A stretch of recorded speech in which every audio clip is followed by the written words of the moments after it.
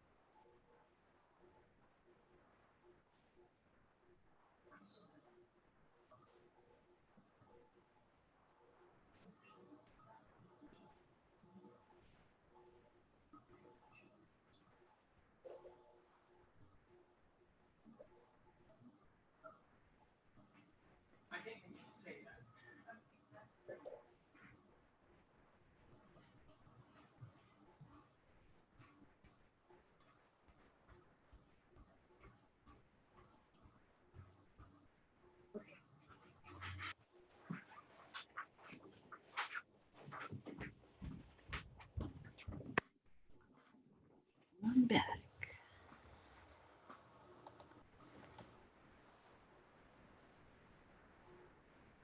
Hi, Elizabeth. Welcome to the meeting.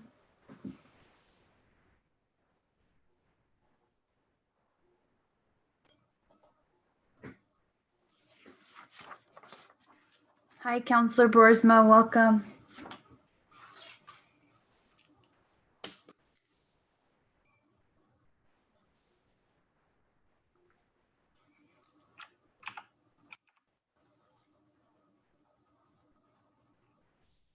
Hey. Hey, sorry, Jackie. I couldn't find my mute button for a second. Oh, I see. Welcome. Thank you. There we go. We see you. Hello, hello.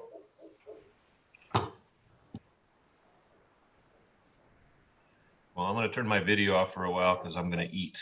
Okay, perfect.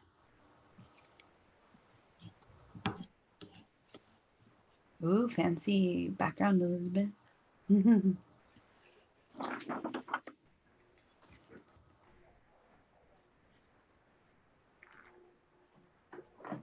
Hi, Mayor. Did you get your agenda? I did, thank you. Awesome. Okay.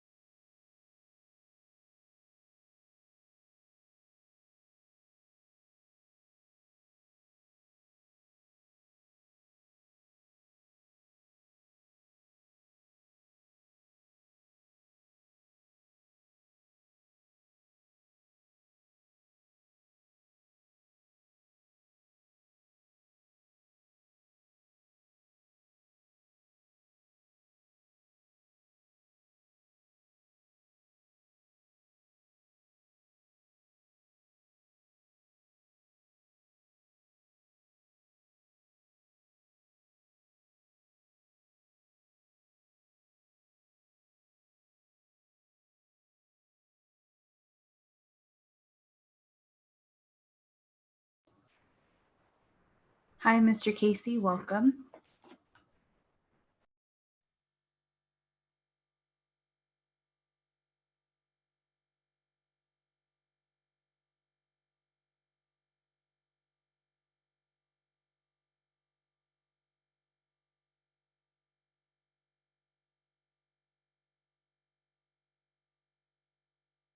Mr. Casey, is that you signed into 321?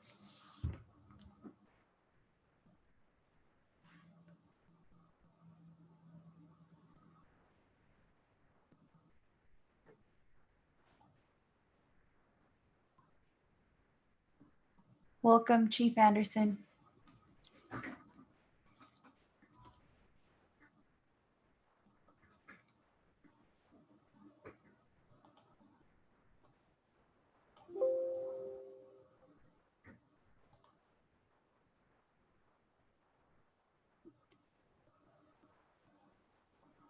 Mr. Casey, I think you were the last guest that signed in. Can you say something?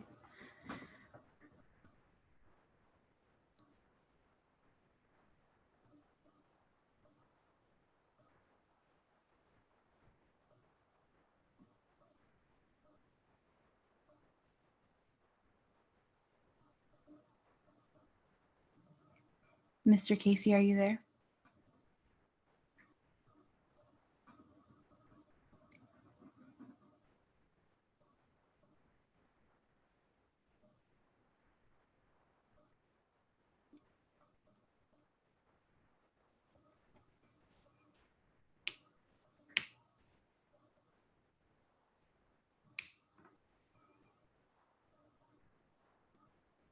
Mr. Casey, are you there?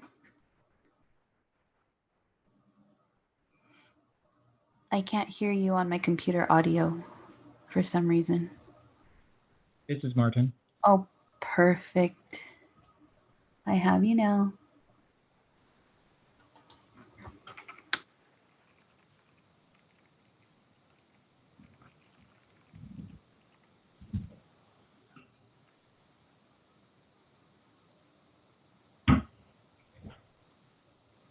Welcome, Councilor Restucci.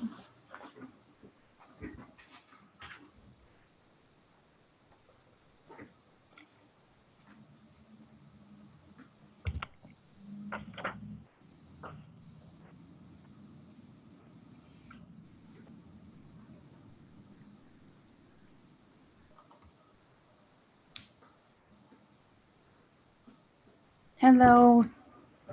Can I get the last guest that signed on ending in 158? Please state your name.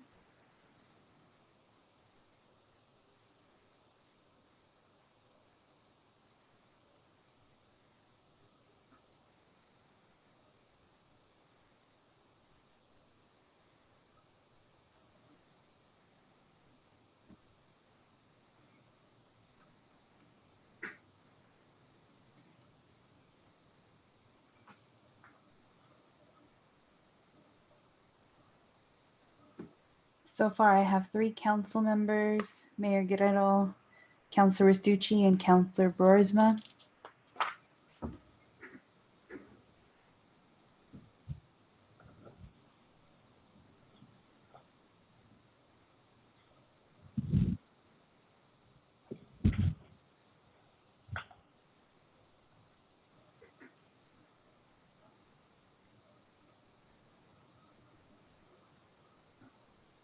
There are 2 guests. If you are a council member, please let me know.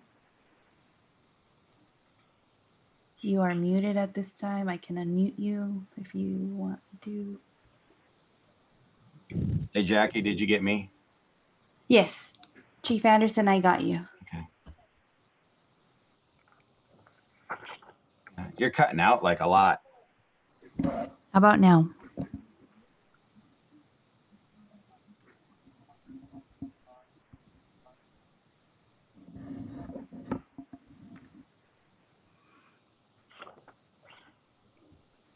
So far, so good. Oh, perfect. I had to get closer to the microphone. And you know me, I'm shy.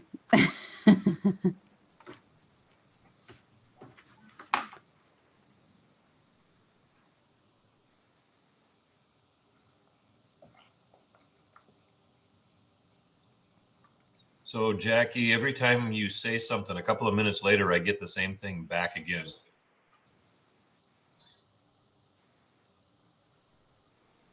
Well, no, I just hear you repeat yourself.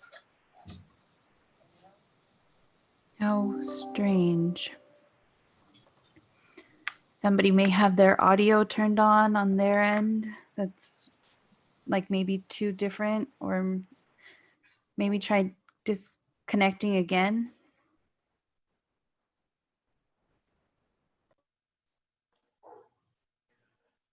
Right, everyone, it's 6:30. Since it doesn't look like we have a quorum at this time, we'll just recess in place for a few minutes here until we get a quorum, or we need to postpone this meeting.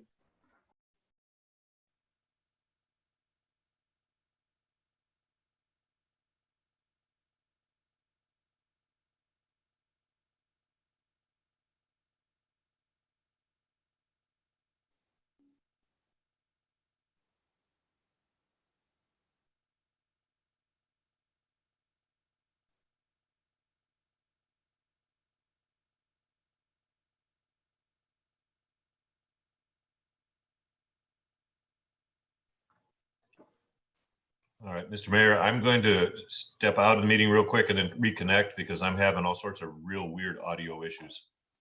Great, thank you.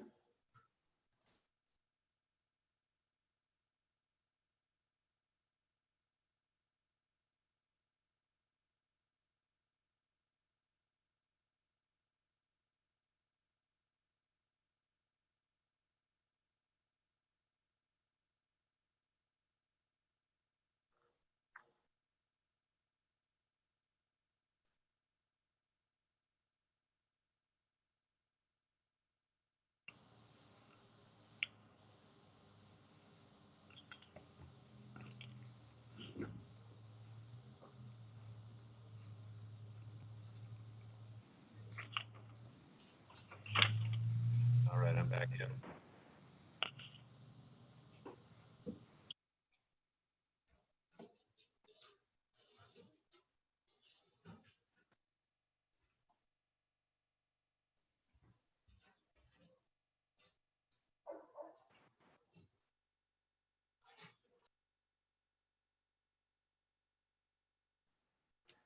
Jackie, can you unmute 3158? I think that is Counselor Stremler.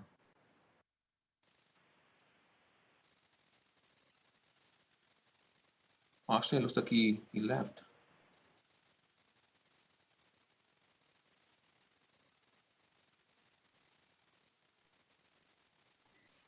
Okay, I just spoke to Counselor Farmer and he was having trouble connecting, but he'll be trying here again soon. I unmuted the one ending in 321. Yeah, that's me, Jackie. Shane. Oh, hi, Shane. 321. Okay, that's Shane. And then the one ending in 305. Do we have a guest or a council member?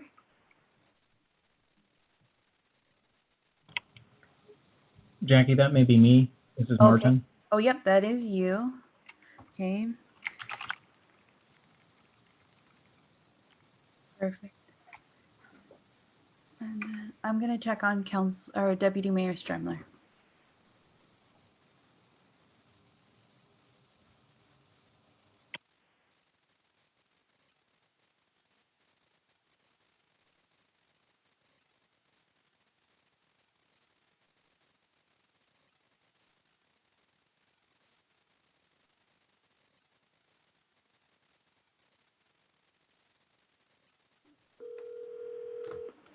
Counselor Farmer, is that you? Are you on our line?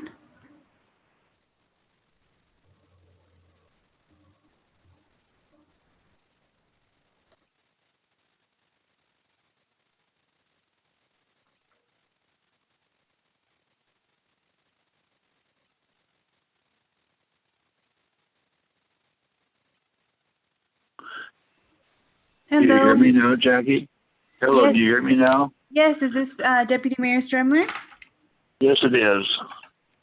Oh, I perfect. was on. Apparently you weren't getting me. Oh, no. Okay, we have you now. Okay, thank you. Jackie, Yes. this is Counselor Farmer. Oh, perfect. I'm on also. You're here. Okay. All right, looks like we have a quorum now, so we'll go ahead and get the meeting started. So welcome everybody to the Tuesday, May 26, 2020 regular council meeting. This is the city's fourth council meeting held via an online conference application. All city council members and city staff are participating from remote locations. All council votes will be taken by roll call vote. The members of the public can watch our meeting on YouTube, Zoom, or city website. Council members, we have to make sure that only one person speaks at a time. I will call on every member to make sure we have had an opportunity to speak. Jackie, will you please do our roll call? Okay. Mayor Guerrero, Here. Deputy Mayor Stremler, Here, Counselor Farmer, Here. Counselor Henry, Counselor Restucci, Here. Counselor Hicks, Counselor Boersma, Here. City Manager Casey, Here. Finance Director Alba, Here. Fire Chief Anderson, I'm here. Police Chief Escalera. Okay, looks like it's it. I did talk to Counselor Henry earlier and reminded him of the meeting. Maybe he's just having trouble connecting. And Counselor Hicks, I have not talked to him. Okay. All right, so we'll try to, we'll remember to either excuse them a little bit later on today unless they join us. And if they don't join us at the end of the meeting, we'll take a vote on whether we want to excuse them or not. So first, we'll get started. Since we haven't heard from them, that's the reason why we'll wait towards the end. So first up, we have our public comment report. So, Mr. City Manager, did we get any public comments from our citizens? We received no public comments through the comment box. We did receive a telephone comment from a resident who wanted to express her concern and interest in seeing the city take additional steps where feasible to encourage the public to practice physical distancing and other public health best practices, and encourage businesses in the community to make that easy for their customers as well. And so wanted to share that comment. That was from Benji Aguilar, Sunnyside resident. Thank you, Mr. City Manager. Okay, up next, we have our consent agenda. We have minutes for the May 11th. We have payroll vouchers, and we also have some claim vouchers. Council members, any questions or comments on our consent agenda? And we'll start with our Deputy Mayor Stremler. None. Councilor Farmer, No. Councilor Restucci, No questions this time, Mr. Mayor. Councilor Boersma.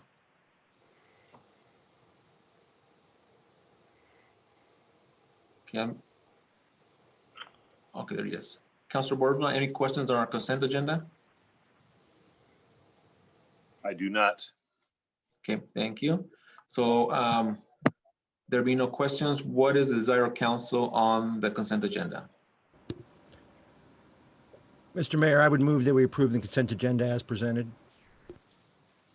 I will second that. Okay, motion by Councilor Restucci, second by Councilor Boersma to approve the consent agenda as presented. Is there any debate on this item? Hearing no debate, the city clerk will now start the roll call vote.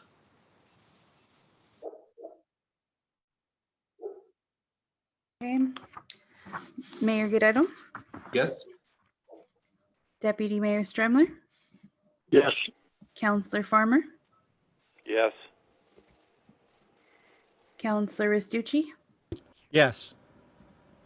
Councilor Boersma. Yes. Okay, we have 5 yes, motion passes. Okay, thank you. Consent agenda is approved.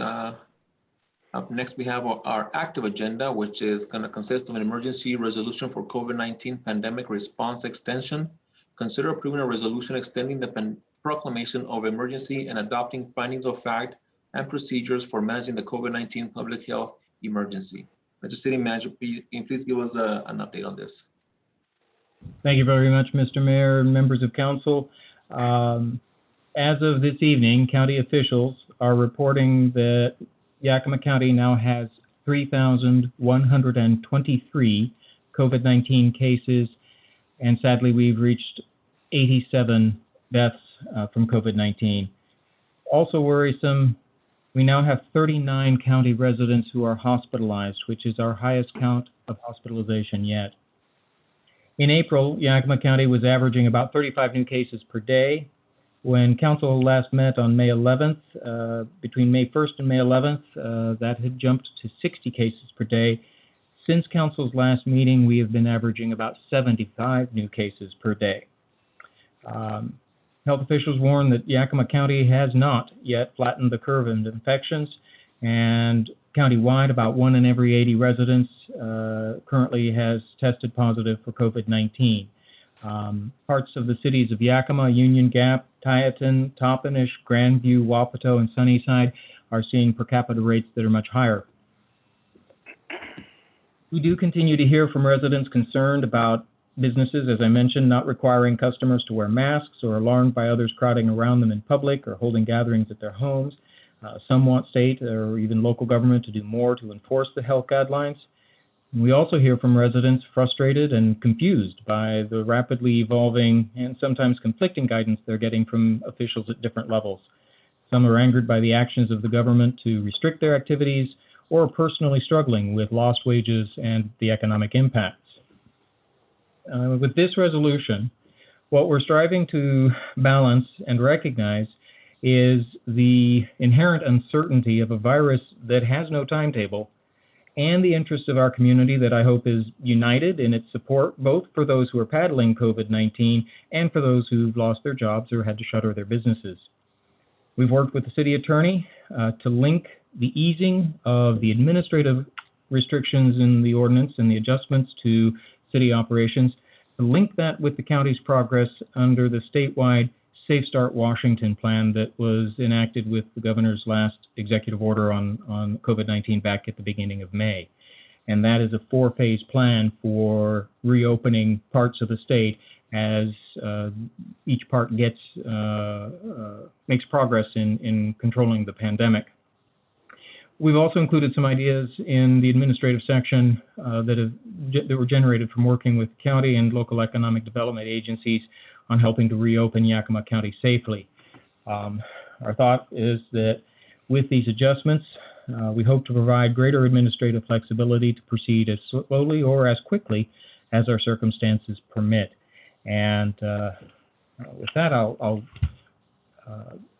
open it to any questions from council about any of the provisions in the ordinance, in the resolution. I will note just parenthetically, we are only about 6 days away from the expiration of the governor's current orders at the end of the month. To date, we've not seen any announcements as to when or how he will extend those actions, other than statements made over the weekend that from the governor that a number of counties, such as King and Snohomish, that are still seeing significant case counts, will not be ready to advance out of phase 1 to phase 2 by June 1st as envisioned under the order. So given Yakima County's current case counts and caseloads, it's not clear at all that Yakima County is anywhere ready to move to phase 2. With that, open it to any questions. Okay, thank you, Mr. City Manager. We'll start with our Deputy Mayor Strimler for questions or comments on this agenda item. None at this time. Okay, Councilor Farmer, None. Councilor Restucci, No comments at this time, Mr. Mayor. and Councilor Broersma. No comments at this time. Okay, I just have one question, Mr. City Manager. So there's nothing changed from the prior extension we did.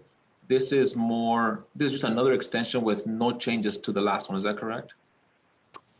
No, thank you for the clarification. What we worked with the attorney on was to link the administrative and operational changes that were in the previous ordinances to a timetable connected to the progress of the county under the phase 2 plan.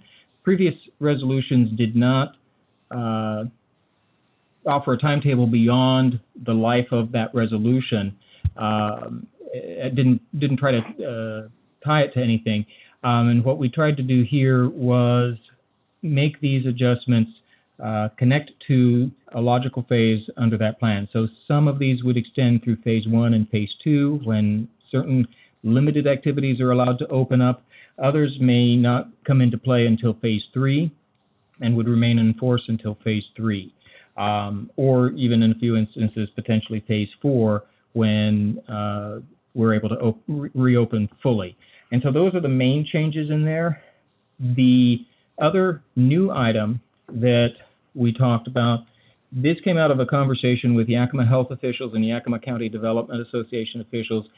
One of the industries most hard hit by the pandemic and the closures has been the restaurant industry.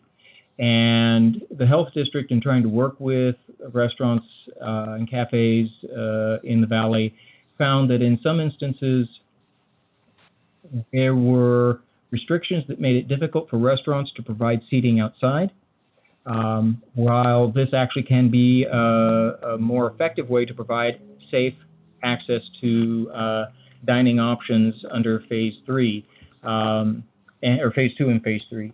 And they encouraged cities to take a look at their existing ordinances to see if there were restrictions on outside dining. City of Sunnyside already has a very comprehensive ordinance governing outside dining let me find that. In municipal code under, I don't have the site in here in the ordinance, sorry, in the resolution. Anyway, but there is one restriction, which is that the outside dining provided must be immediately adjacent to the front of the business that is providing the outside seating. In some parts of downtown, the sidewalks are narrow enough that that might be a barrier to provide adequate seating with social distancing outside. And so in section D, there's a provision to allow for them to expand, say, from one side to the other, spread out a little bit in front of an adjacent business, as long as that business isn't itself using the space for outside seating. The thought would be that that would kind of help the work of the YCDA and Health District in working with restaurants to try to get them open and serving a little sooner than they might be able to, given their physical constraints inside. Okay, so technically this extension will continue until we are able to open up a little bit more based on the phased approach. Is that correct? Correct. Each section is tied to the appropriate phase under the Safe Start Washington plan. So we wouldn't have to do an extension in 2 weeks from now. No, that's correct. This is currently set to extend through, potentially to serve through July 31st. Of course, council can always take action to cut that off sooner if circumstances allow us to accelerate.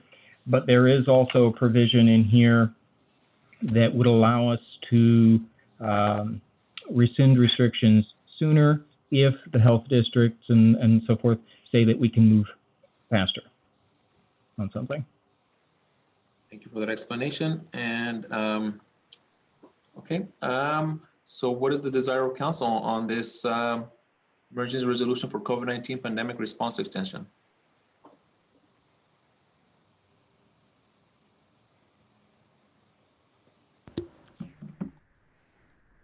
This is Councilor Restucci. I'll go ahead and move to approve the emergency resolution for COVID-19 pandemic response extension. I'll second it.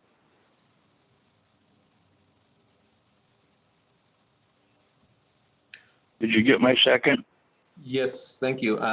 So motion by Councilmember Restucci, second by Deputy Mayor Stremler to approve a resolution extending the proclamation of emergency and adopting findings of facts and procedures for managing the COVID-19 public health emergency. Is there any debate on this item?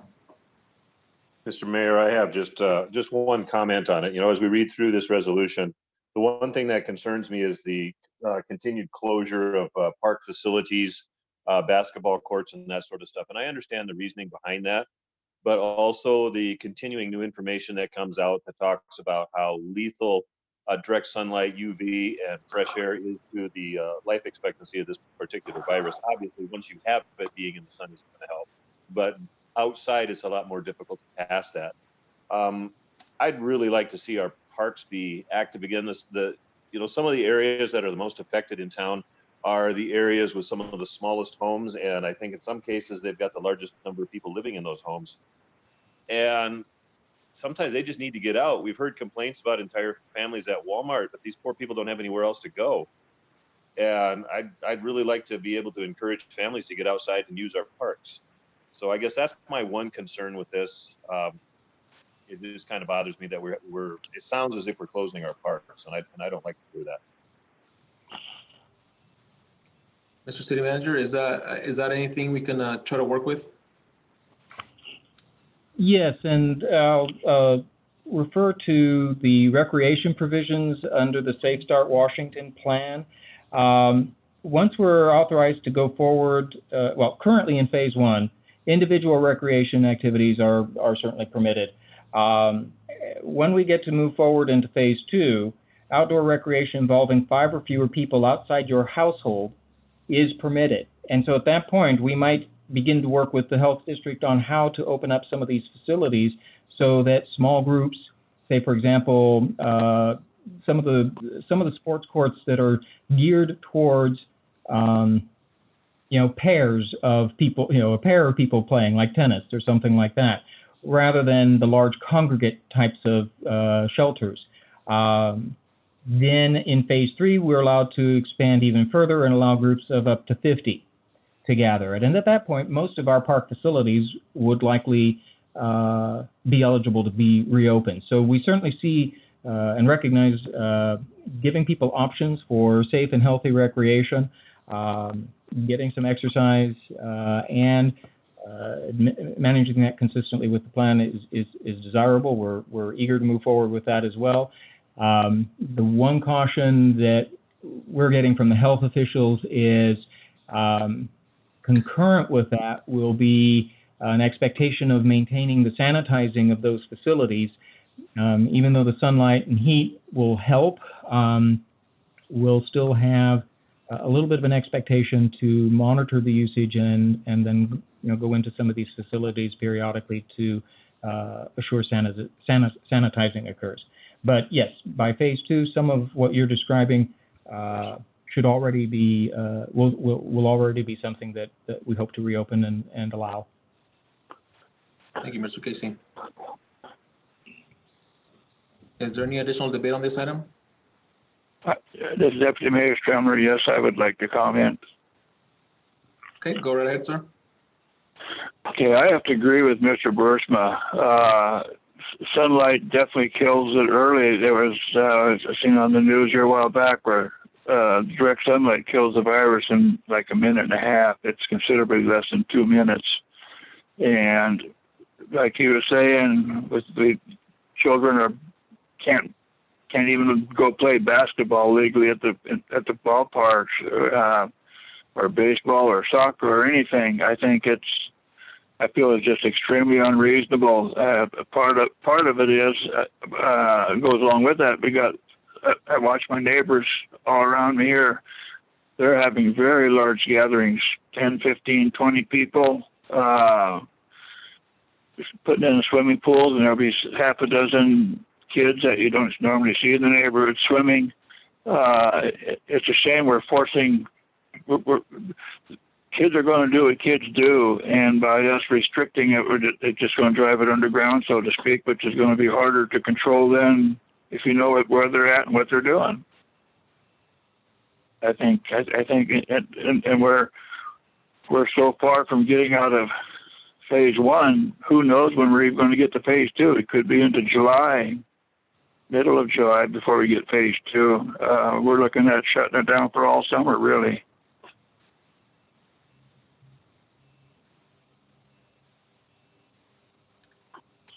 Okay, any additional debate on this item?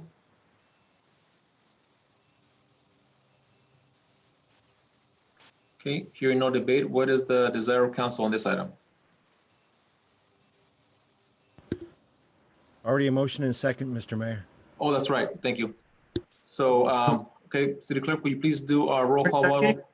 Yes, and I just want to make sure everyone knows that Counselor Henry signed on a little bit ago. Oh, so perfect. Just so everybody knows. Can anyone hear me? Yes. Can everyone hear me? Yes, Yep. sir. Okay, because I got something to say as well. I don't know. I feel like I was paying attention to the news and to the numbers. We are the hotbed of the West Coast.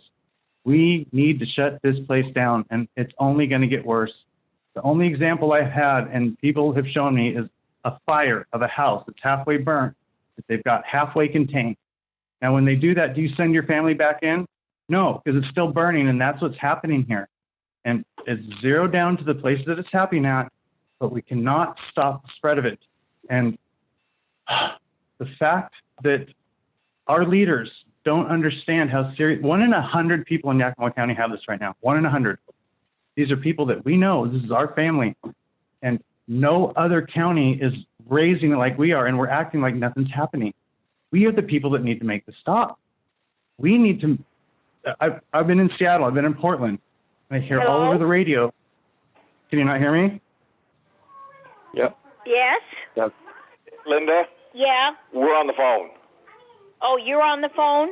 I'm sorry. Okay, that's all right. Goodbye. Oh my Sorry gosh, about I feel that. like I was home alone moment.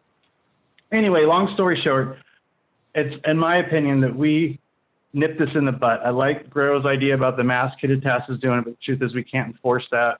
And the truth is the numbers don't prove the mask, but all it really does is prove that we are serious.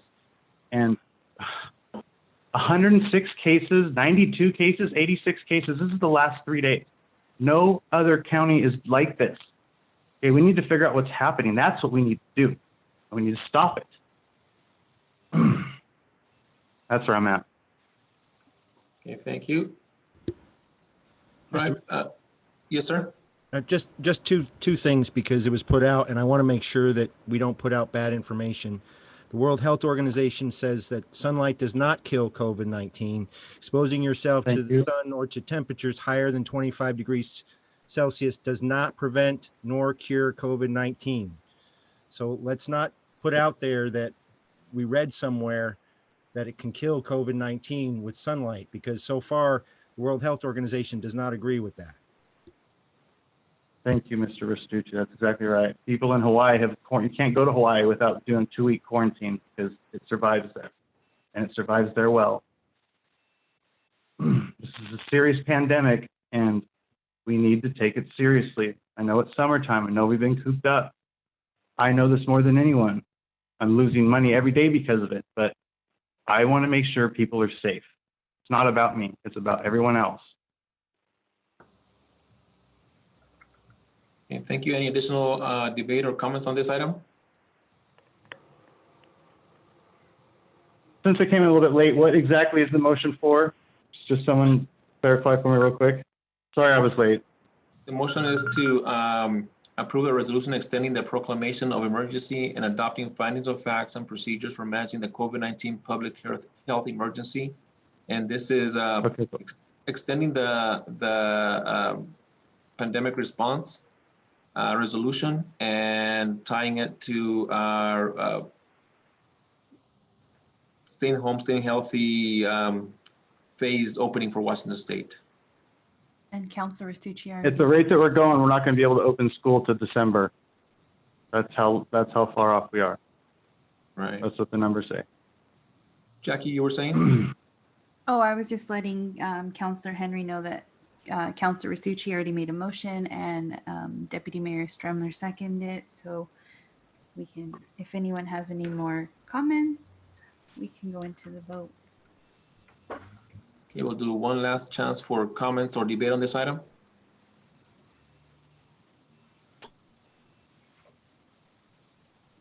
Okay, so what is the, Ms. City Clerk, will you please do the roll call vote? Yes, Mayor Guerrero, Yes? Deputy Mayor Stremler, Yes. Councilor Farmer, Yes. Councilor Henry, Strong yes. Councilor Restucci, Yes. and Councilor Boersma. Yes. Okay, and there's one number on here. Is Councilor Hicks on here? If that's you, can you speak up? Okay, so motion passes. Thank you. Thank you, Ms. City Clerk. So we'll move on to our next agenda item, which is going to be our 2020 Cinco de Mayo Festival contract amendment. Consider authorizing the city manager to execute a contract amendment with A&A Promotions to allow for reimbursement of non-recoverable operational expenses incurred prior to the date of notice of termination. Mr. City Manager. Thank you, Mr. Mayor. As council is aware, in 2019, the Lodging Tax Advisory Committee recommended funding a proposal after a competitive process from A&A Promotions for producing the 2020 Cinco de Mayo Festival. And based on that recommendation, in September of 2019, the council authorized the city manager to execute and implement the contract with A&A Promotions. In March of this year, 6 weeks before the festival, the city of Sunnyside canceled the event due to the COVID-19 pandemic. At that time, A&A Promotions had incurred approximately $20,000 in operational expenses while performing under the contract. The way the city's contract had been drafted, however, provided for reimbursement of advertising expenses in the event of early termination. And neither the city nor LTAC had foreseen a situation like a pandemic that would force the city to cancel the event entirely.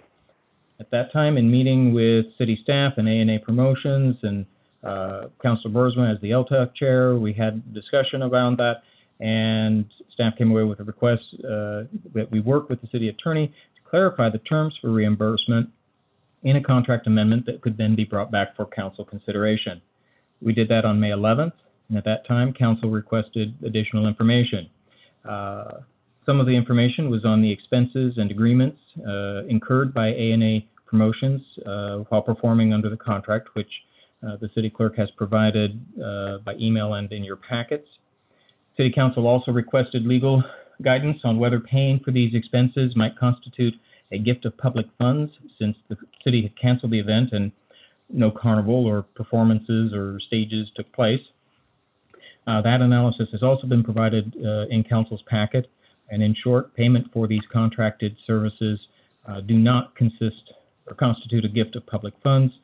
As the analysis states, the city does not owe the funds to the individual vendors who agreed to perform with A&A. Rather, the city owes the funds to A&A Promotions for the expenses that occurred while performing the contract. Consistent with contract law, this amendment would clarify and authorize me as city manager, in my role as the executive of the contract, to review, verify and validate, and then approve, as appropriate, payment for the non-recoverable expenses that A&A Promotions incurred while performing under the contract prior to the date of termination.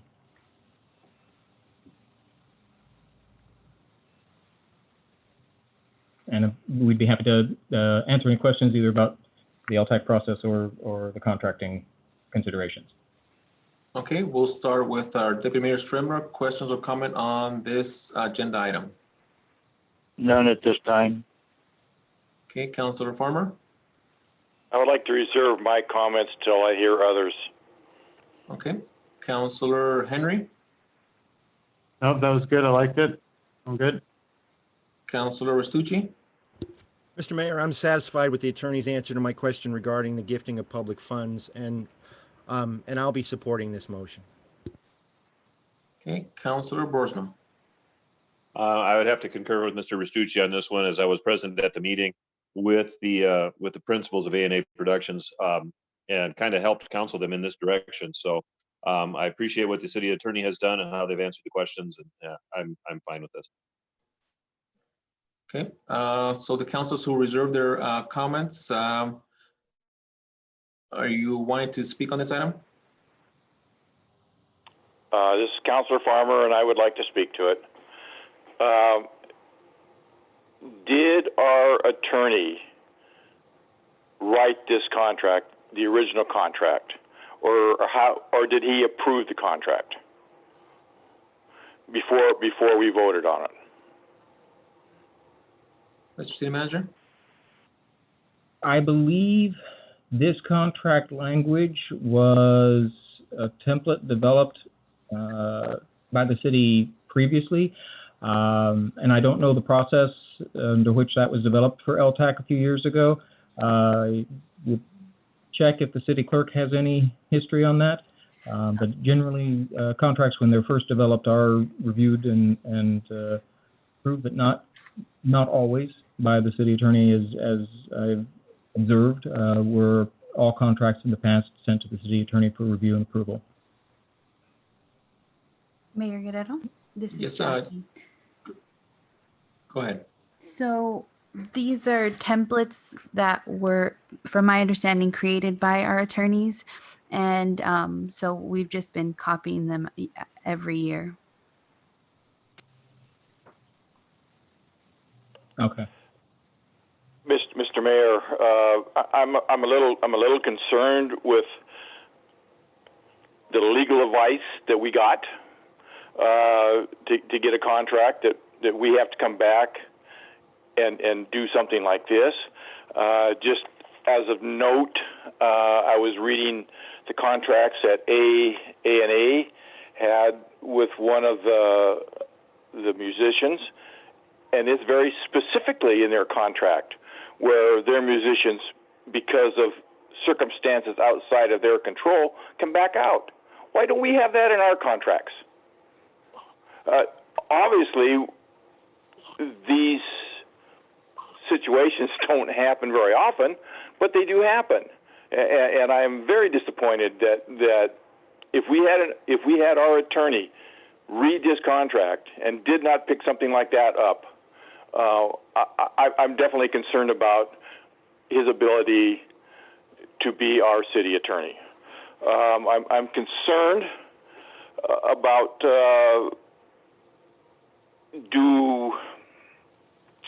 if we go ahead and pay the money, and the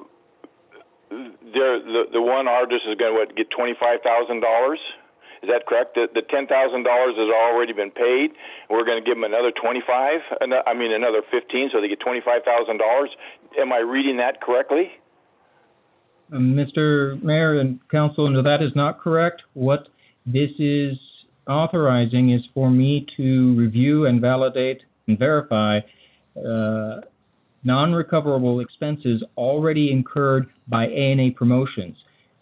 Under these agreements that A&A has entered into, the only expense they have already incurred, and for which they've essentially already put out the money, is, in this instance, the $25,000 contract, is the $10,000 deposit.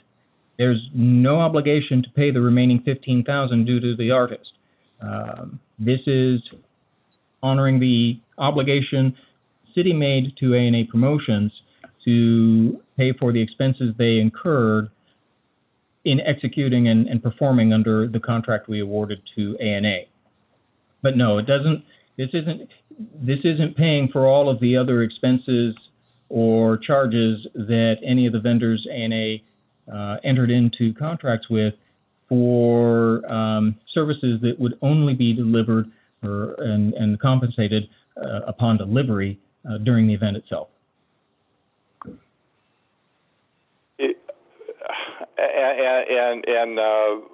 I left my paperwork at my shop, so I'm going by my memory, and sometimes my memory isn't very good. But aren't they asking for $15,000 on this, and then $5,000 from the other people for the other musical groups? So what A&A submitted for was they had invoices that they had entered into agreements with two bands from out of the area. Let me see if I can get to that here. And one they had paid, oh, thank you, Jackie. I've got it on the screen there. One they had paid a deposit of $10,000 and one they had paid a deposit of $5,000. And it is those two deposits that they incurred in advance in performing the contract. That's all they are seeking reimbursement. If the council approves my authority to execute under this amendment, all we're doing is saying I would then take into consideration the documentation that A&A would provide to show that they provided the contracts they've entered into. I would be looking then for the additional documentation to validate for payment. I'd be looking for their canceled check or fund transfer. I'd be looking to make sure that they've not received reimbursement or a refund. And once satisfied under accounting and contract principles, then I would be able to authorize payment. That's really all that we're allowing to go forward, is the process of administering and executing the terms of the contract. Now, if I saw some correspondence between A&A and I would guess the city that they are willing to postpone these performances to Sunshine Days or maybe even next year. Is that correct? To where so we don't flush this $10,000 down the toilet? They're willing to look at that. It would be dependent on the availability of the other performers to honor the different dates. They're under no obligation to do that. It'd be by mutual agreement to agree to rescheduling, but that would be a conversation between A&A and the artists. If the city were to postpone or defer this to Sunshine Days, nothing about the amendment before council today prevents that conversation from happening. All we're doing is compensating them for the deposit that they would have submitted as part of their normal processing of their activities under the contract. If this were deferred to Sunshine Days, it's the same deposit. It would be the same payment if validated, for which they would qualify for reimbursement. Okay, so then just taking this one step further, if we were to go ahead and reschedule their performance, we would be out another $15 for the one group and another $5,000 for the other group. Is that correct? Yeah. Not when I say we, I'm going to say the contract. Because I know everything is done with A&A, and we're just the final step. But anything that's negotiated is between A&A and the artist. But if for some reason we decide to go ahead, or A&A decides to go ahead and maybe do it for Sunshine Days or something like that, we would also then have to come up with another $15,000 for the one group and another $5,000 for the other group for them to perform. Is that correct? Not necessarily. The way that A&A had proposed for this event is, keep in mind that the Cinco de Mayo event costs well over $100,000 to produce. Most of the revenue for the event is generated by the vendors and activities that occur during the event. The LTAC money is used primarily to front the advance costs, like deposits and securing equipment and so forth. Our contract obligation is capped at the contract amount of $28,500. If A&A secures a band and gets an agreement from them to come perform for $25,000 and the deposit is $10,000, they're using the money that they get through LTAC to pay that $10,000 deposit because they have to pay that up front. The balance of what they owe that band when they appear and perform, they pay for out of the revenues they generate from the event itself.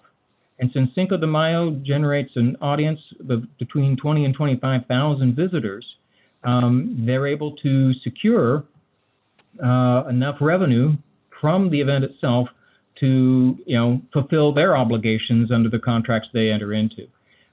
Sunshine Days historically has been a far smaller event, and A&A already had a separate proposal for that.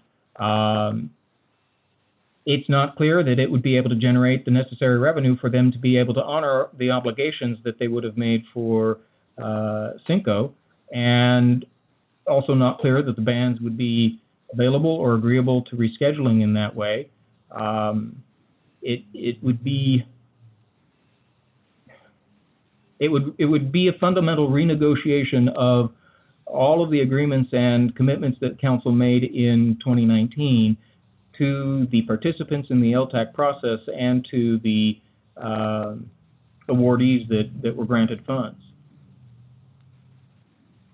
Okay, so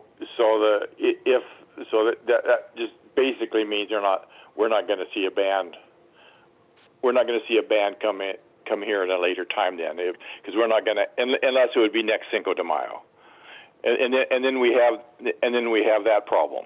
It's just unclear. Yeah, it's unclear what they'd be able to do. But either way, under the contract, way contract provisions would have to be read. A&A has already performed and incurred expenses in good faith performing under the contract for Cinco de Mayo. The fact that the city had to cancel it has no bearing on the fact that they've already performed those services in securing, the bands and the equipment for the event. I understand the frustration that it feels like we're putting money out there to pay for an event that ended up not being able to occur, but the expenses were real and they were incurred in real time in good faith.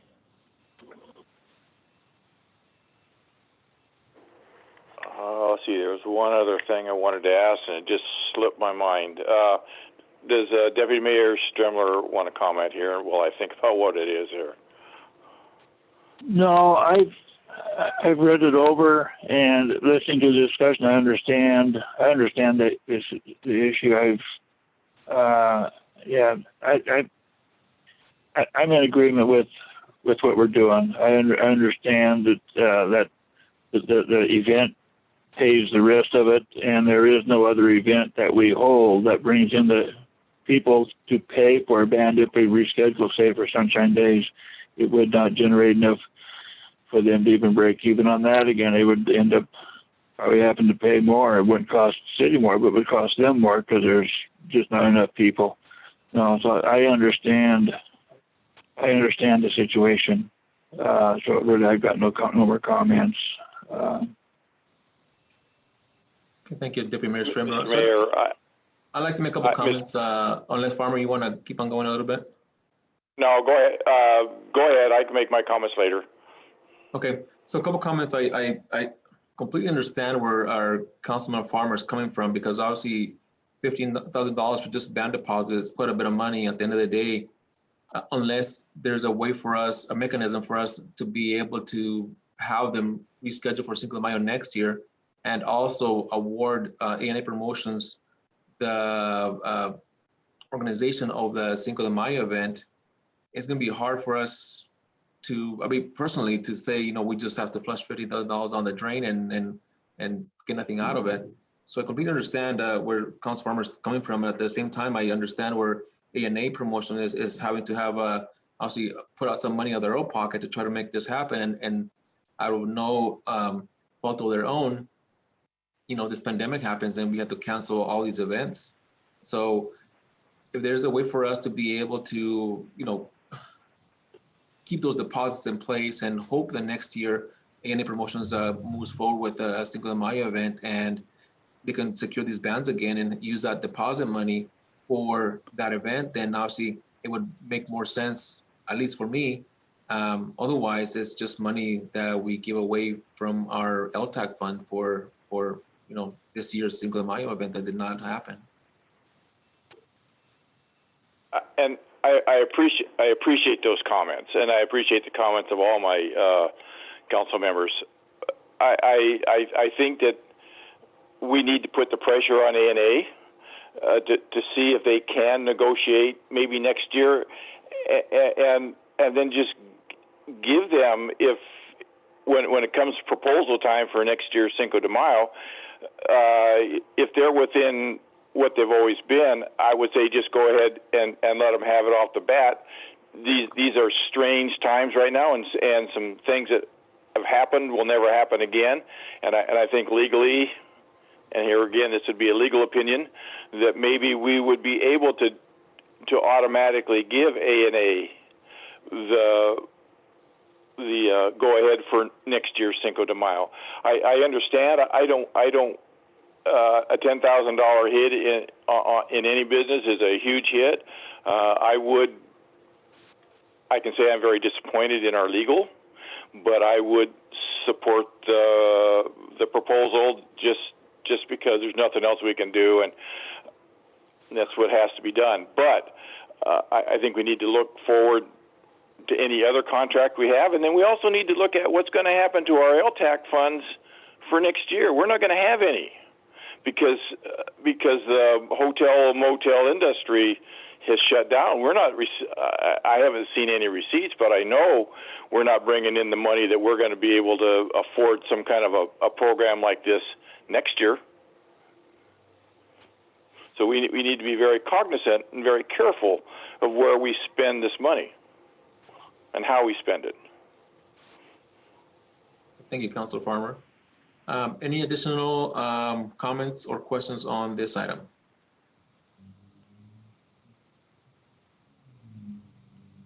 Okay, here no additional questions. What is the desire of council on this item? Motion to approve. I'll second that motion.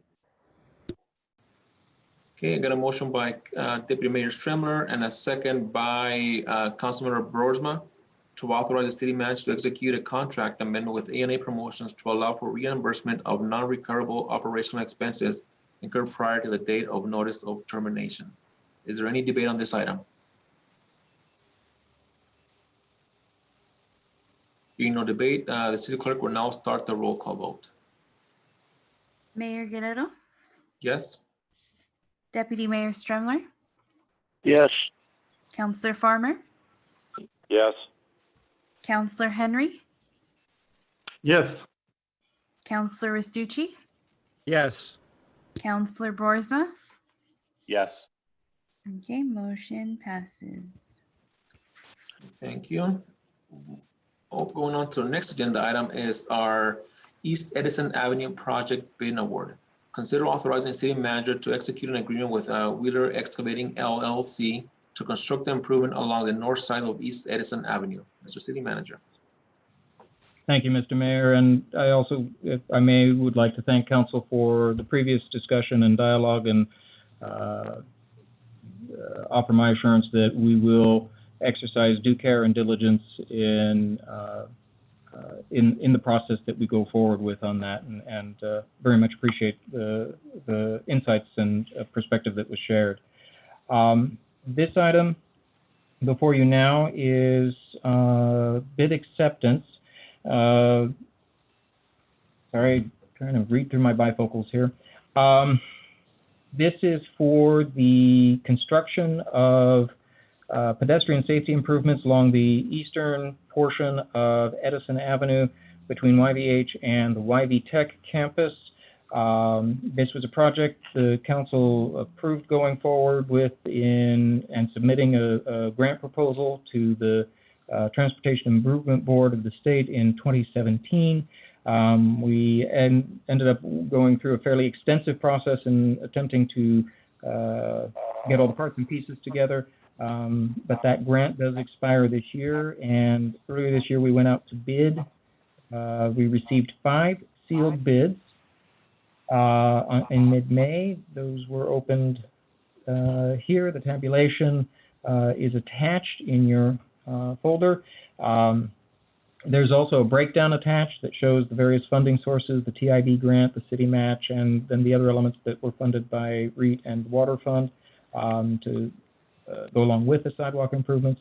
All of that is they're available for your review, and assuming council approves the award tonight, then we'll be able to break ground in June and get that project completed this summer and meet the timeline for the Transportation Improvement Board. And Shane Fisher, Public Works Director, can go over any details about the bid proposals or other questions you may have. Okay, thank you, Mr. City Manager. And we'll start with our Deputy Mayor Stremler. Any questions or comment on this item? No comments, no questions. Thank you. Councilor Farmer? None. Councilor Henry? None. Councilor Restucci? No comment, Mr. Mayor. Councilor Boersma? Not at this time, sir. Okay, and no questions from me either. So what is the desire of council on this item? Motion to approve. I'll second. Okay, so the motion by Deputy Mayor Stremler, second by Council Member Henry to authorize the city manager to execute an agreement with Wheeler Excavation LLC to construct the improvements along the north side of East Edison Avenue. Is there any debate on this item?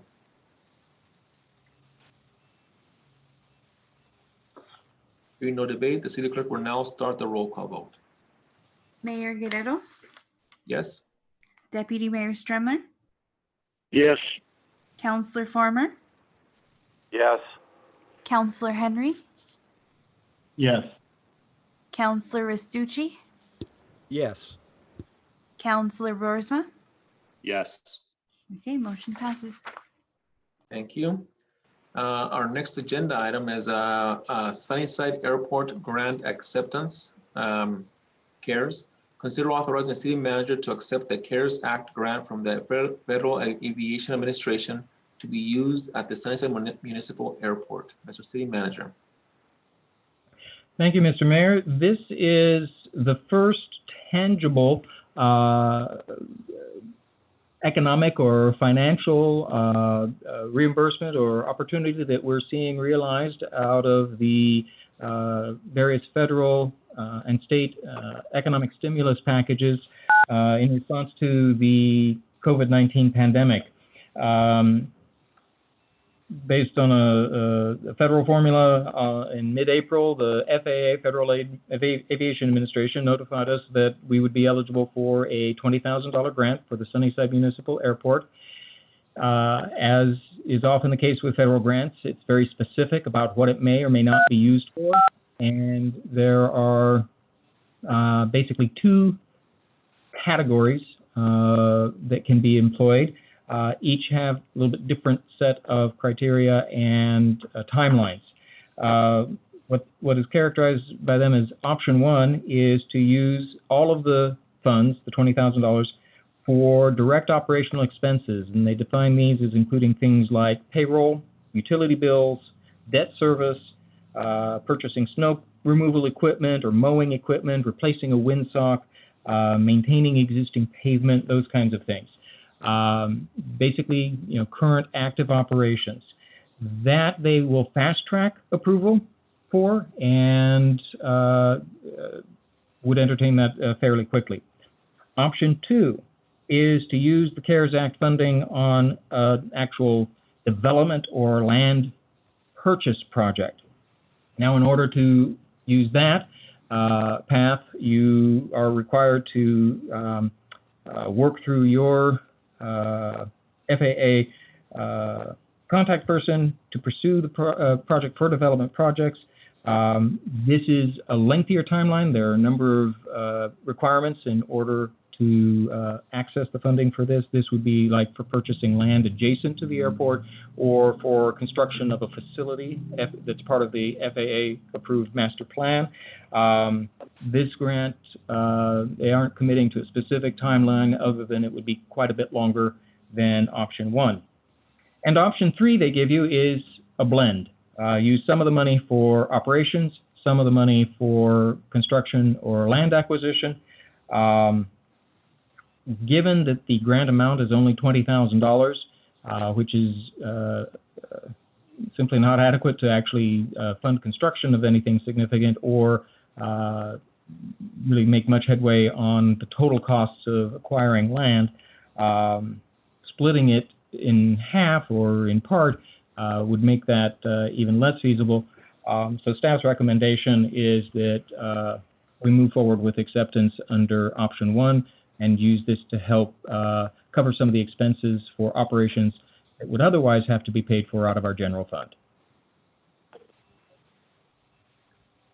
And Okay. with that, we'd be happy to answer any questions. All right, so Deputy Mayor Stromer, questions or comments on this item? I don't have any. Councilor Farmer? None. Councilor Henry? Sounds good. Councilor Restucci? I only have one question. Mr. City Manager, would we be putting this to the airport board for discussion on how to distribute those funds? We can bring that to, yes, sir, we can bring that to them for discussion. In terms of operations, our operations budget is, as I think council is aware, most of our current operational expenses are associated with things like payroll and utility bills and some minor other operating activities. But if there were eligible expenses that the airport board would like to see us pursue, we could submit those.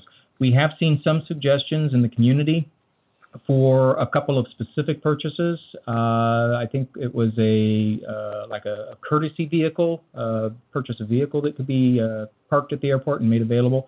We did run that question by FAA and they already said no, that is not an eligible expense, not considered an eligible operating expense. But we'd be certainly open to bringing that to the airport board for further discussion before we commit to how we would spend the funds. Understood. Thank you, sir. Okay, and Councilor Boersma? No questions. Okay, so we have three different options in front of us, option 1, 2, and 3, and our city manager explained which ones those are. And I believe it says staff recommends option 1 would be the least cumbersome of the options available because it only requires us to submit backup documentation to seek reimbursement of expenses up to $20,000. So is there a council member who doesn't believe option 1 that is recommended by staff is the best option? Please let me know and we can debate this a little bit further once we get to that stage. Okay, what is the desire of the council on this item? Mr. Mayor, I would move to authorize the city manager to accept the CARES Act grant from the Federal Aviation Administration to be used at the Sunnyside Municipal Airport with option 1. Thank you. I'll second. This is John Henry. Is that Councilor Henry? Yes, sir. All right, thank you. Okay, so the motion is by Council Member Restucci, second by Council Member Henry, to authorize the city manager to accept the CARES Act grant from the Federal Aviation Administration to be used at the Sunnyside Municipal Airport with option number 1. Is there any debate on this item?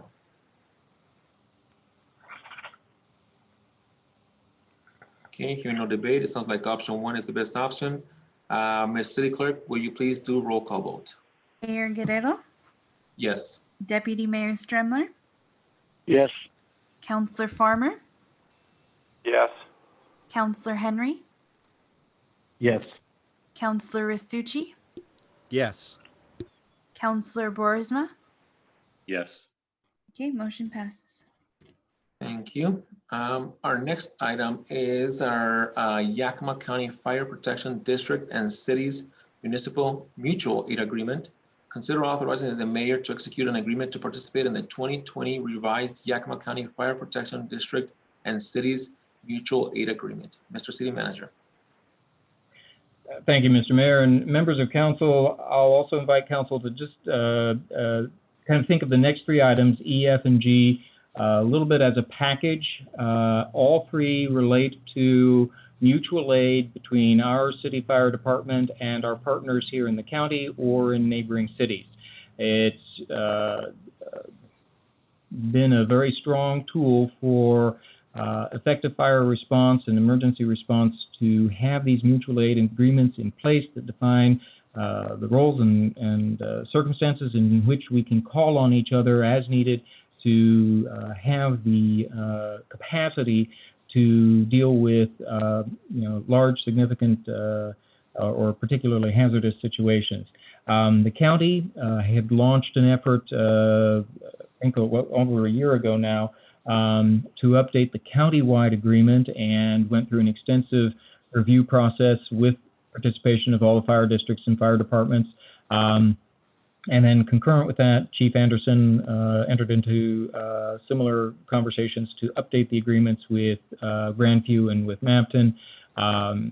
These are best practice generally to kind of keep these fresh, keep these updated, and certainly recommend them for council's consideration. And if council has any questions about the details of the agreements, certainly invite you to ask Chief Anderson or me, but Chief Anderson knows these best, and be happy to entertain your questions.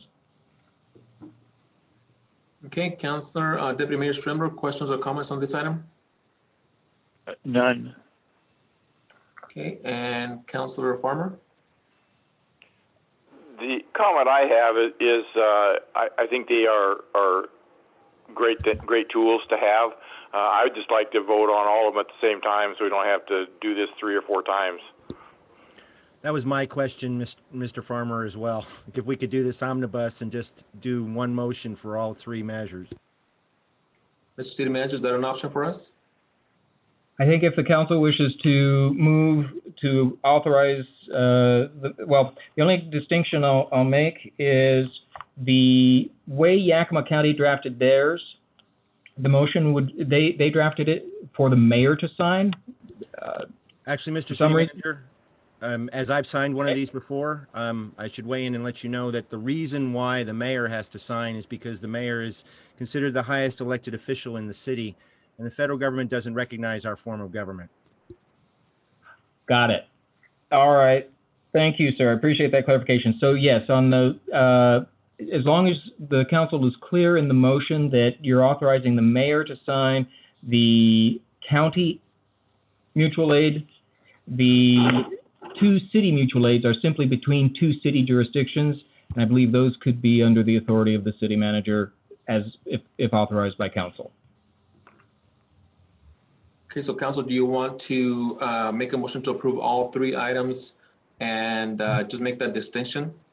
Sure, Mr. Mayor, I'll move that we authorize the mayor to execute an agreement to participate in the 2020 revised Yakima County Fire Protection District and Cities Mutual Aid Agreement, and to authorize the city manager to enter into an interlocal agreement with the city of Grandview for the provision of automatic mutual aid to fire department incidents, and to authorize the city manager to enter into an interlocal agreement with the city of Mapton for the provision of automatic mutual aid to fire departments and incidents.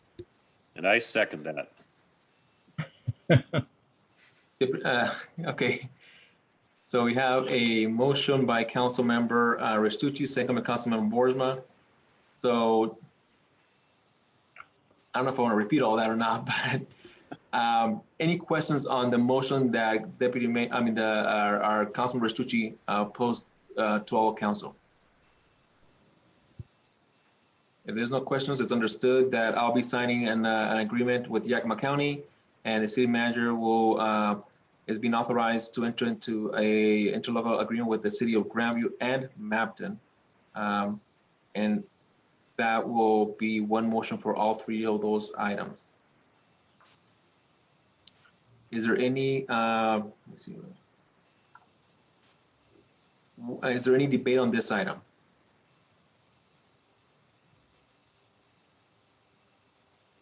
Okay, hearing no debate, the city clerk will now start the roll call vote on these 3 items. Mayor Guerrero, Yes. Deputy Mayor Stremler, Yes. Counselor Farmer, Yes. Counselor Henry, Yes. Counselor Restucci, Yes. Counselor Boersma. Yes. Okay, motion passes. Okay, that made things a lot easier. So now we're past G. We're going to go into items from council members. So up next we have council request status report, Mr. City Manager. Thank you. Oh, thank you, Jackie. You've already got that up there. Most, as we've discussed recently, several of these are dependent on the ability for us to re-engage with either construction or other activities, and most are in the public works arena. I don't believe we have any updates other than to say that the streets department has completed the grinding down of the kind of ghost lines there on North 6th Street approaching Yakima Valley Highway. We are still looking at doing some of the cleanup around town, but they have made progress on that request. And I invite either Public Works Director Shane Fisher or Chief Anderson if you have updates on any of your other items.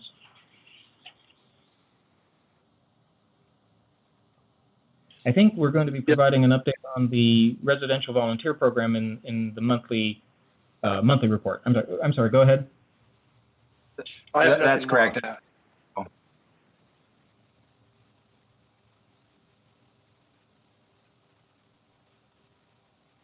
Chief Anderson, we'll have you go first. That's correct. We were putting that, I'm going to keep that in the monthly report. We've been on a holding pattern with the architects. Architects did visit earlier in May. Once they were allowed, once some of the travel restrictions were lifted, they came down and did a walkthrough through the fire station. There were some updates that might be some potential challenges with code, fire code upgrades that are likely necessary.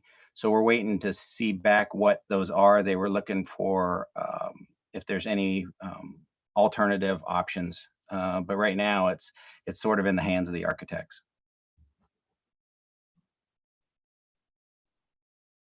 And Shane, did you have something to add?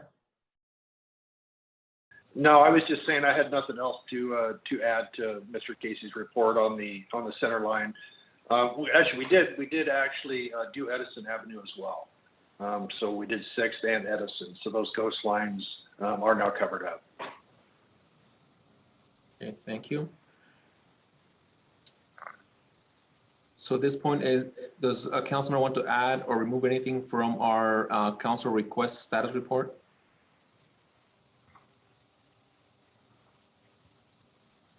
Okay, so hearing no additions or deletions, we'll move on to our next agenda item. We have other reports, announcements, or questions by council. And we'll start with Deputy Mayor Stremler. Any reports, announcements, and/or questions by council?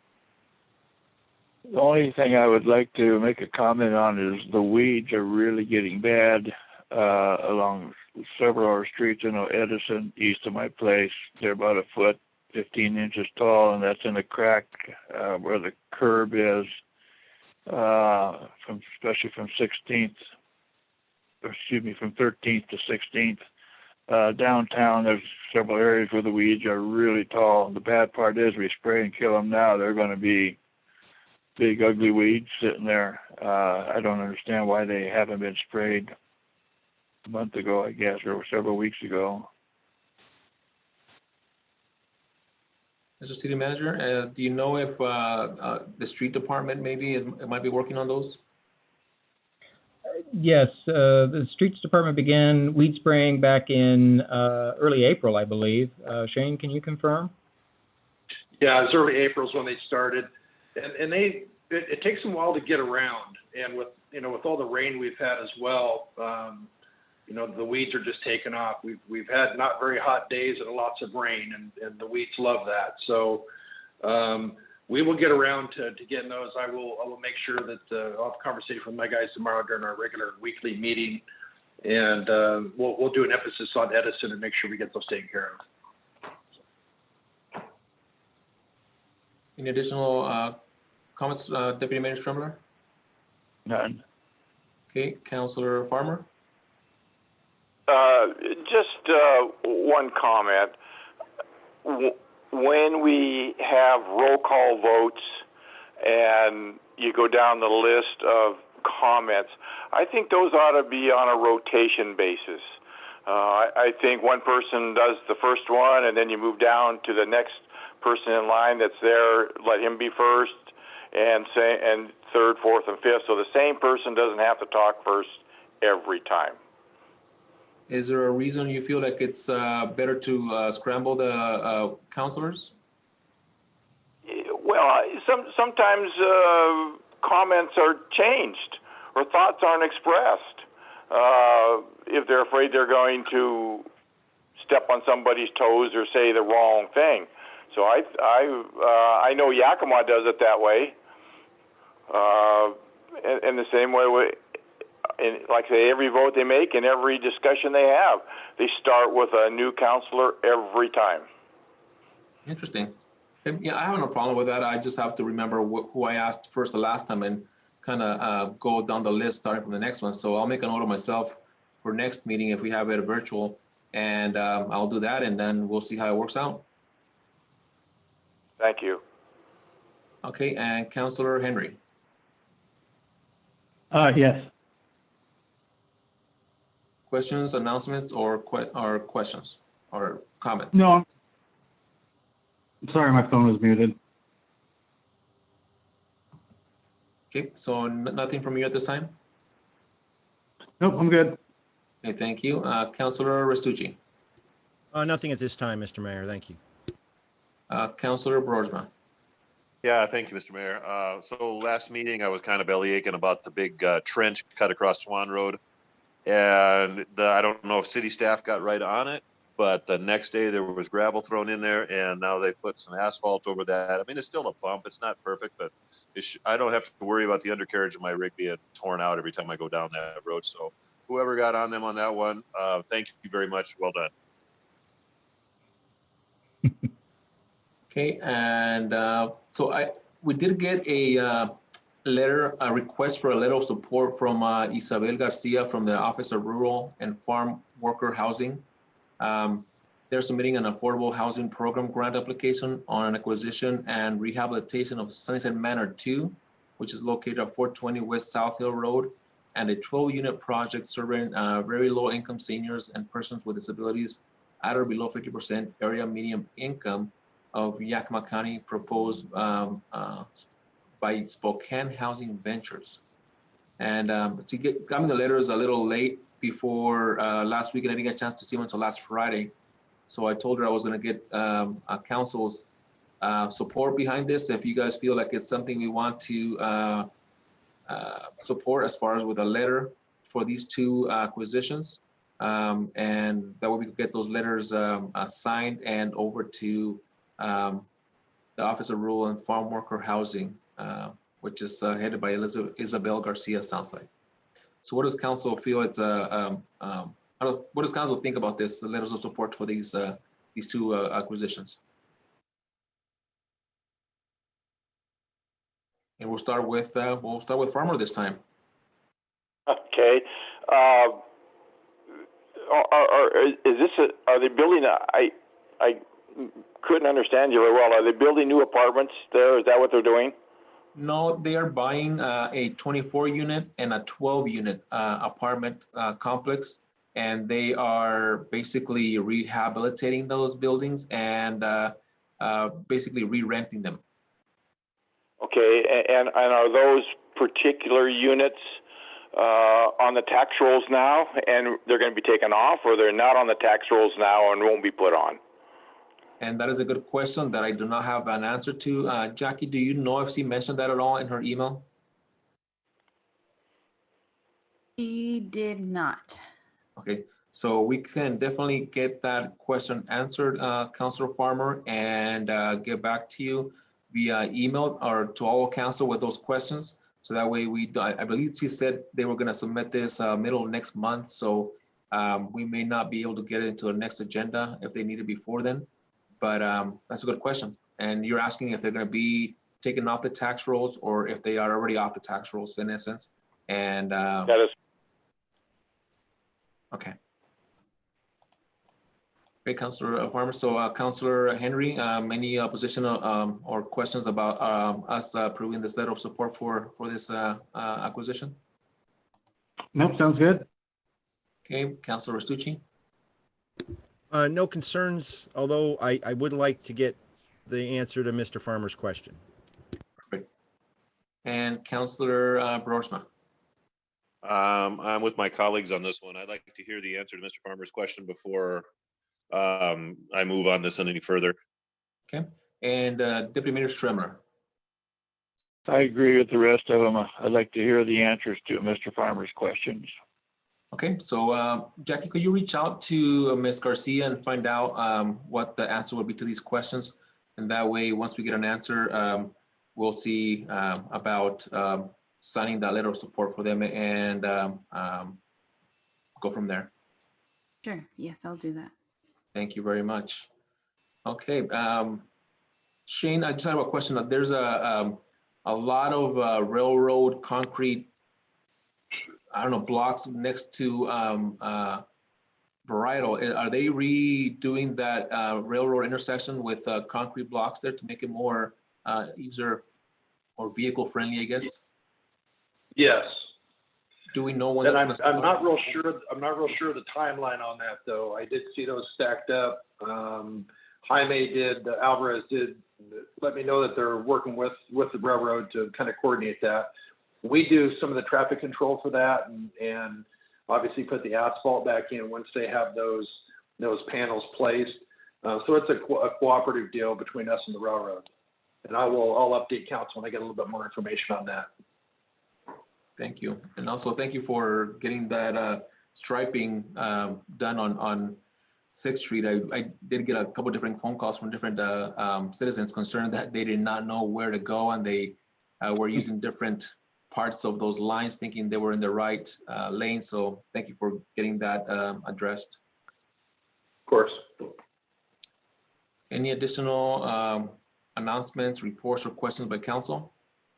I'd like to make a comment, Mr. Mayor. Yes, sir, go ahead. I'd like to thank the people that put the flags up yesterday. I didn't see who was putting them up, but it looked very nice, and do appreciate their time and effort and their donation of their time to do that. Okay, thank you. Okay, any additional last ones? Okay, we'll move on to our next item, which is the upcoming council meetings. Mr. City Manager. Thank you, Mr. Mayor. As I mentioned earlier, we're awaiting update or announcement from the governor's office regarding the potential extension or alteration of the set of executive orders and directives that are out there. Quite frankly, right now, it's not clear to us whether or under what restrictions we will be meeting in June, and that is understandably a little perplexing for planning purposes. Right now, on the very first day of the month, you're scheduled currently to have a workshop. However, given where we're at in the current phases of the reopen, if we're operating under the structures that are in place today, in-person government meetings wouldn't really be an option until we hit about phase 3. However, we're not clear if that's going to be one of the specific suspensions of the Open Public Meetings Act that's authorized for an extension. So our suggestion at this point is if it's possible to have the meeting in person, we're almost certain to have to do it under the strict social distancing, so we would have the chambers set up so that those members who wished to attend in person could do so and maintain appropriate spacing. But we may not know until Thursday or Friday whether or not that's even going to be reauthorized. So might suggest that the council consider, I think under the council's operating rules, there is a provision for cancellation outside of a council meeting if circumstances require a cancellation, and we can give appropriate notice for that. But that's kind of up in the air right now. Assuming then we go forward into June, we have, again, we've been trying to kind of keep agendas consistent with the governor's directives to keep agendas on essential and routine items, not bringing significant new debates or issues forward. I know some cities have actually had to table certain policy initiatives that members had wanted to pursue because they weren't deemed routine and essential to the response to the pandemic. So right now our June meetings are looking fairly light. We're trying to kind of respond as COVID-related or essential operations go forward, but really we're kind of gearing up for when we start budget later this year, and there's right now pretty light agenda on the horizons. Happy to kind of take a look at what council's preferences would be for these meetings, but some of it may just depend on what direction the governor and the legislature set. Good, Council, do you want to keep the workshop for June 1st and try to do social distancing to do in person if it's allowed, or do you want to push that down the road a little bit? I personally would like to push it down to at least the 3rd week of June, see where we're at then. I'd like to wait until we hear from the governor so we can figure out whether or not it's even feasible.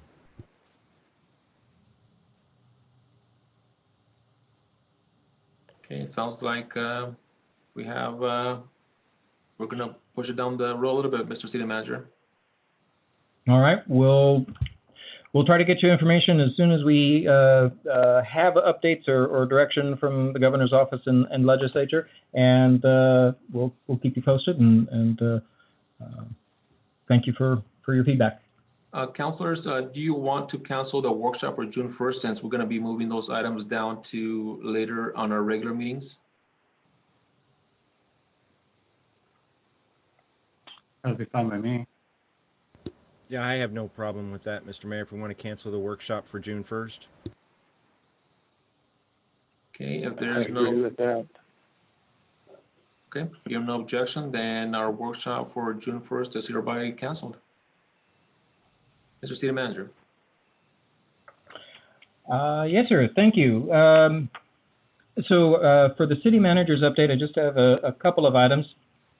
Council's aware, but I wanted to make sure that the public was also made aware.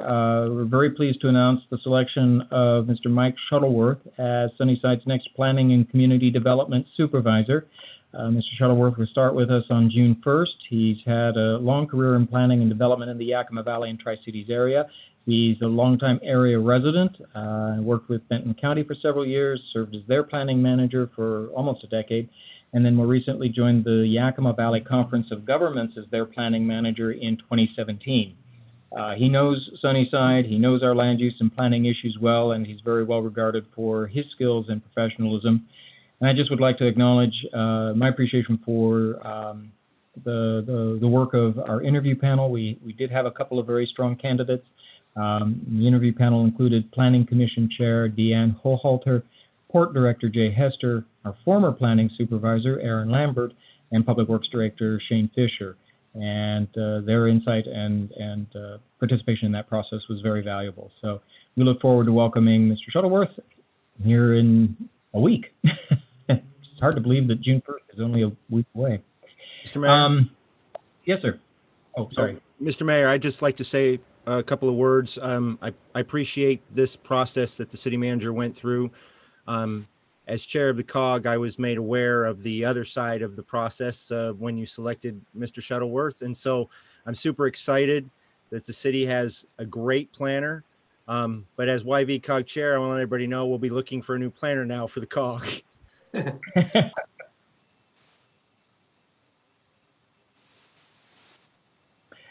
And then second, I just wanted to update council and let council and the public know that we, city staff, continue to monitor the impacts of COVID-19, the pandemic, and the associated economic disruptions, looking at the impacts on our revenue and spending very closely. I'm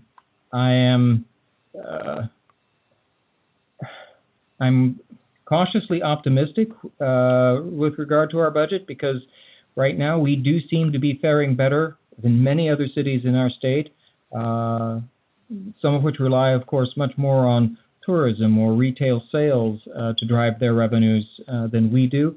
Council's no doubt aware that some cities in the state are projecting budget shortfalls of 20, 30% or higher in their general funds.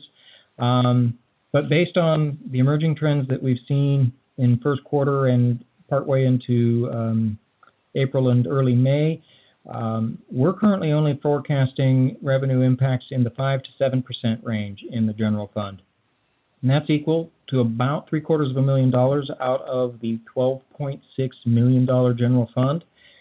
Not surprisingly, the biggest impact is showing up in retail sales tax, which right now is on track to be declining about 10%. And retail sales tax represents about a quarter of our revenue. As expected, we're also seeing declines in licenses, permits, and park fees, although they're a very small part of our revenue stream. They together only generate about 4% of our overall revenue. Fortunately, our other large revenue sources in the general fund, our property taxes and utility taxes, remain strong and stable. In addition, our spending discipline has also been strong. Early in the pandemic, we enacted added controls on hiring and purchasing, and as of mid-May, spending in the general fund is coming in at about 6% under budget for the year. And so far, we are essentially adjusting effectively to match the reduction in revenue and keep pace with the reduction in revenues that we're seeing emerge. We're, of course, continuing to watch that very closely, and we'll continue providing updates at council, but we do expect to be prepared to offer any options or recommendations for formal budget adjustments in the planned second quarter budget amendment process in late June, early July. But right now, knock wood and cross your fingers and grab a rabbit's foot or whatever else it takes. we seem to be coming through this about as well as anybody could be. And I'm very grateful for that and for the hard work of staff in being real tight as we weather this unprecedented time.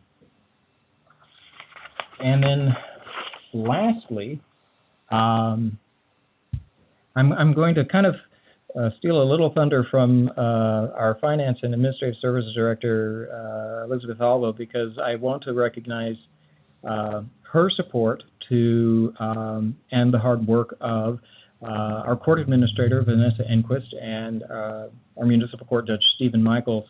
Again, I'm mentioning this because it's something that the public will have a significant has a significant public impact.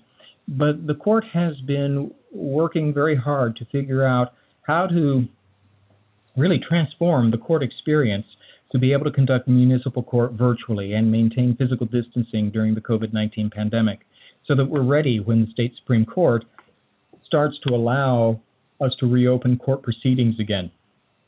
We're fortunate in that, as it turns out, we have one of the only drive-through windows at a court facility in the entire state. And so we'll be able to make use of technology to enable persons to appear before court from their vehicles, from the safety of their own vehicles. We'll have virtual meeting tools that will support occurring attorney-client consultations and a monitor to allow the public to observe as required by law. And these steps will significantly reduce in-person contacts and builds on the well-established use of technology for video court proceedings in other parts of the state, but is kind of unique in this notion of being able to offer a drive-up option for people to have their court appearances safely and with physical distancing. So really appreciate the creativity and hard work that they put into figuring out all the parts and pieces of this. And that's my report. With that, I'll turn it over. In the spirit of switching things up, I'll go from the opposite side of how folks are normally seated. Maybe invite Chief Escalera to start this time. Sorry, I didn't mean to catch you off guard. I don't think he's on unless Did we lose him? We may have lost him. Okay. I don't think How about Finance Director Alva? I don't really have a lot to report. Things seem to be changing every day. We are looking at some things to make the finance area a little more, I guess we're putting up sneeze guards and they'll be permanent. So this is something that will probably be getting installed in the next week. We're hoping that we have it, ready and in place for when we actually are allowed to open our lobby doors to the public. And we've taken to doing deposits just a little different. And so things are, it's new. There's something different every week, things that we think of and advice that we get. So we're just all trying to maintain our social distance at work and keep delivering the services that our citizens expect out of the finance department. Okay, thank you. Director Fisher? Yeah, I've got a couple small items. First one, the Skyline Reservoir project is substantially complete as of Friday of last week. There's still a few punch list items. Staff has to put in a little bit of asphalt, and then next week we'll do the walkthrough and the punch list. So I'm guessing they'll be probably end of next week. They'll be completely out of there. It's a great project. You guys, anybody on council wants to go and take a look at that, give me a call and I can meet you up there. We can get you up there somehow and walk the project. It's pretty neat. Second item I have is we had installed a banner on the corner of Yakima Valley Highway and Homer, right there by the Law and Justice Center. And it's for the 2020 census. And they reached out to staff and asked if we would put a banner up. Me and Mr. Casey looked at several areas.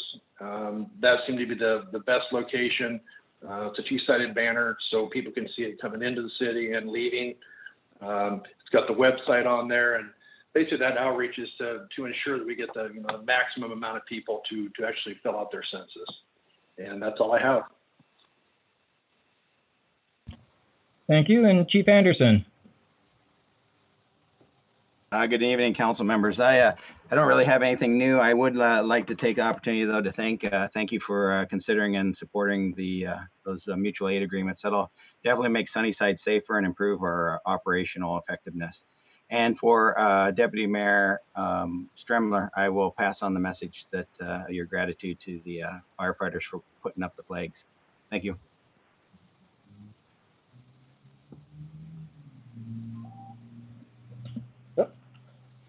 Okay, so is that all, Mr. City Manager? Actually, I just got a text from Chief Escalera. He's present. However, his phone is somehow not allowing him to unmute. He's gotten a little stymied by the technology. And so we'll work on that with him and see if it's an issue on our end for the next meeting. But he is there and apologizes that he wasn't able to speak up. I went ahead and unmuted the guest. I don't know if you want to try to speak. How about now? Can you hear me? Yeah. Hey, there you are. Ah, there I am. Okay. I guess just to add very quickly, we as an organization have been recovering and based on some of the COVID issues that we've been experiencing, and so we have definitely lost our share of personnel, but are slowly recovering and bringing those folks back to full duty. We're up to about 5 now, or 5 or 6 now. So that's very promising for us, and to help accommodate the current staffing and scheduling needs that we need for the future. And so that's really all I have to contribute at the moment.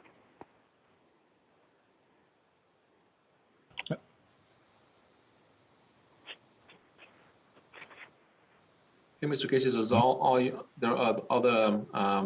we have from our department heads? I believe so. Unless Clerk Renteria, did you have any updates?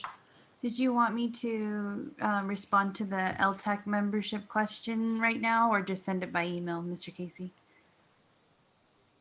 Oh, no, that's right. Thank you. There had been a question generated about the composition of the LTAC committee and who's on that, and we researched or confirmed there is a statutory requirement that governs that membership. So yeah, Jackie, if you want to speak to that real quick. So yes, like Mr. Casey said, we are required to have 2 members that represent businesses that collect taxes, the lodging tax fund taxes, and then 2 members who are involved in activities that are funded by revenue received by lodging tax funds. So every year I go through with the mayor to review the list of members that are on the committee, and if they decide that they're okay to stay, or we can remove them from the board. So yes, and these members are allowed to vote on their item because it's required for them to be on the board. And then on the census, our response rate for Sunnyside is 50.1% right now. And then Mr. Casey did report that our Facebook messaging, like our posts for the city of Sunnyside, had reached over 10,000 reviews or views on there for the COVID updates. So that's kind of cool. That's good. Mr. Mayor? Thank you. Yes, sir. I just want to publicly thank the city manager and all the staff for their hard work during this difficult time. Keeping the city running is so important, and you all are doing an outstanding job. Thank you. Thank you, sir. Agreed. Okay, there being no further business to come to council, and without objection, the time is now 8:11, and we will adjourn this meeting. Yes, sir. Yes, ma'am. Counselor Hicks' absence, do we want to? Oh, yes, I'm sorry. Thank you. So, council members, Councilor Hicks, I did not get an email or a phone call. I'm not sure if he missed the day because it's a Tuesday. What is the desire of council on excusing Council Member Hicks from our meeting today? Move to excuse Councilmember Hicks from tonight's proceedings. I'll second that. I'll I have no second. problem with this missing. I don't have Okay, a problem with this COVID thing, with it being kind of tough with everyone right now. okay, motion by Councilmember Stucci, second by Brosma to excuse our Council Member Hicks from tonight's proceeding. Those in, actually, we'll do, have Jackie do a roll call. Okay. Mayor Guerrero, Yes? Deputy Mayor Stremler, Yes. Counselor Farmer, Yes. Counselor Henry, Yes. Counselor Restucci, Yes. Counselor Broersma. Yes. Okay, he is excused. Okay, thank you for reminding me. Okay, so now we'll try this one more time. The time is now 8:12 p.m. There being no further business to come before council, and without objection, this meeting is now adjourned. Thank you, everyone, and have a good rest of the evening. Thank you. Thanks, everyone. Thank Good night. Good night, everyone. Thank you. Good night.